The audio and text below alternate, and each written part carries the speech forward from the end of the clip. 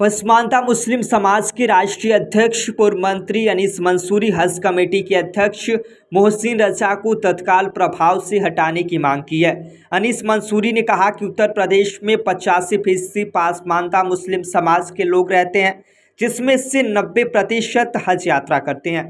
पसमानदा मुस्लिम समाज के हज यात्रियों को यात्रा के दौरान दुश्वारियों का सामना करना पड़ता है, इसलिए हज कमेटी का अध्यक्ष सुन्नी समाज का होना चाहिए। पसमानदा मुस्लिम समाज के राष्ट्रीय अध्यक्ष अनीस मंसूरी ने सरकार से मांग की कि हजरतगंज विधानसभा के पास हज कमेटी का कार्यालय को सरोजनी नगर हज हाउस में शिफ्ट न किए जाए। वह लखनऊ से बाहर है और आने जाने वाले लोगों को काफ़ी दिक्कतों का सामना करना पड़ेगा। लोगों के साथ में भेदभाव किया जाता है। अगर भेदभाव नहीं किया जाता तो कोई ऐसी बात नहीं कोई छुपी हो। आज सारे लोग जानते हैं, मैं 3 बार प्रेस कॉन्फ्रेंस के माध्यम से पिछले हज पर गंभीरता पूर्वक प्रेस कॉन्फ्रेंस किया था। आप सभी लोग थे उसमें। हम देर से गाइडलाइन जारी हुई पिछले बार, उसके बाद फॉर्म भरने में तमाम लोगों को दुश्वारियां हुई और सारे होटल, सारे देश की दुनिया के लोगों ने होटल बुक कर लिया और भारत की तरफ से कोई होटल बुक करने नहीं गया। आखिर में जब गाइडलाइन जारी होती है, बड़े जल्दबाजी में बहुत से लोगों ने जाने का प्रयत्न नहीं किया, फॉर्म भर के भी नहीं गए वो, और उसके बाद जो लोग वहां गए उनको तमाम हज के दरमियान बहुत सारी दुश्वारियों का सामना करना पड़ा। लोग वहां रोए और तौबा किए और उसके बाद हज यात्रा की इन व्यवस्थाओं पर उंगली उठाने का काम किया। देखिए इसमें देखिए सबसे बड़ी गलती है ये अल्पसंख्यक मंत्रालय का। स्मृति ईरानी जी बैठी हुई हैं, वो भी मुस्लिम समाज से नहीं है, और जो यहाँ राज हज समिति के चेयरमैन है वो सिया समुदाय से हैं। उनके लोग मात्र पिछले बार 83 लोग हज पे गए। जो ज़्यादातर जाने वाले लोग हैं सुन्नी मुसलमान से, उसमें से सुन्नी मुसलमानों में से हज कमेटी का अध्यक्ष बनाना चाहिए ताकि वो उनकी समस्याओं को सुन सके और गंभीरता पूर्वक उस पर विचार करके और उनके मसाइल को हल कर सके। देखिए all India personal law board, चाहे जमाते उलमा हिंद हो, इनसे संबंधित जितने भी संगठन हैं, जितने भी मुसलमानों की नुमाइंदगी करने का दावा करते हैं, उनमें विदेशों से अरबों खरबों का चंदा आया। अब आपस में उस चंदे को बदर बाट करने की होड़ सी लगी हुई है। उसको बचाए रखने के लिए चचा भतीजे आपस में लड़ रहे हैं, जग जाहिर है। जो लोग कौम के पैसे को हड़पने के लिए और चचा भतीजे आपस में लड़ रहे हो, तलवारें खिंची हों, और वो लोग मुस्लिम समाज के किसी भी मुद्दे पर मुंह नहीं खोलते हैं, चाहे वो पसमानदा मुसलमान मसले आए उसमें मुंह नहीं खोला उन्होंने। हज कमेटी के दरमियान हज कमेटी में जो भी असुविधाएं हुई, हज हाउस में जो भी सुविधाएं हुई, लोगों को असुविधाएं हुई, सारी जिम्मेदारी सरकार की बनती है, लेकिन सरकार वहां पर गंभीर नहीं हुई।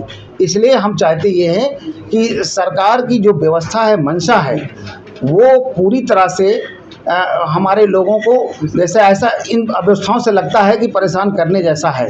इसलिए हम चाहते हैं कि हम इसमें तमाम बूढ़े लोग, ज़ईफ़ लोग हज यात्रा पर जाते हैं और सरकार इनकी समस्याओं को ध्यान में रखते हुए और तत्काल प्रभाव से सबसे पहले उत्तर प्रदेश के जो चेयरमैन हैं हज कमेटी की, इनको हटाया जाए, किसी सुन्नी मुसलमान को उनकी जगह रखा जाए और केंद्र सरकार में भी कोई मुस्लिम समाज के लोगों को ही जगह दिया जाए ताकि वो हज के तमाम अरकान को, हज की समस्याओं को समझ सके।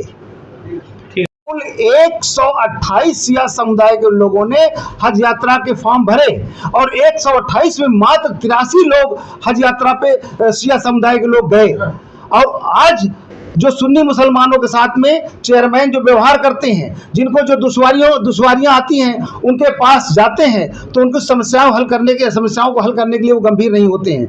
इसलिए तमाम सुन्नी मुसलमान चाहते हैं कि हम अक्सरियत में लोग जाते हैं। हमारे 23,000 लोग हज पे गए थे, तो चेयरमैन की जो ये रवैया है, जो पिछले बार तमाम लोगों को दुश्वारियों का सामना करना पड़ा, इसलिए हम चाहते हैं कि आने वाले दिनों में हज यात्रा पे आसानी से लोग जा सकें और लोग जो फॉर्म भरे, सारे के सारे लोग, जो कोटा है, पिछले बार कोटा भी नहीं पूरा हो सका था, कोटा भी पूरा हो और राजस्व की हानि हुई है, वो हानि भी हमारे राजस्व की नहीं होनी चाहिए।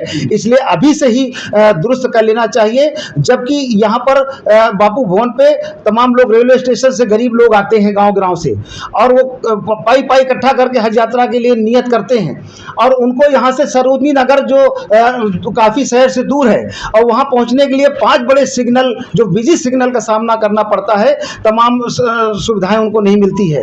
ऐसे में हमारी मांग है सरकार से कि हज समिति का ऑफिस जो वर्षों से यहाँ स्थापित है, यहीं स्थापित रहने दिया जाए, ताकि हज पे जाने वाले तमाम वो गरीब जो परेशान गांव से आते हैं, वो तो कम पैसे में 10 रुपए में यहाँ हज कमेटी तक आके अपना काम करा के चले जाते हैं, उनको असुविधाओं का सामना ना करना पड़े।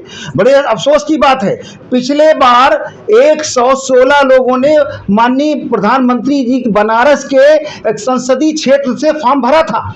116 लोगों ने फॉर्म भरा था और मात्र 17 लोग पूरे बनारस जिले से हज यात्रा पे जा सके थे। बड़े शर्म की बात है कि तमाम वहाँ के लोगों ने जो 117 लोग भरे थे, उस पर संसदीय क्षेत्र का ये हाल है, तब आम लोगों के साथ कैसा व्यवहार होता होगा।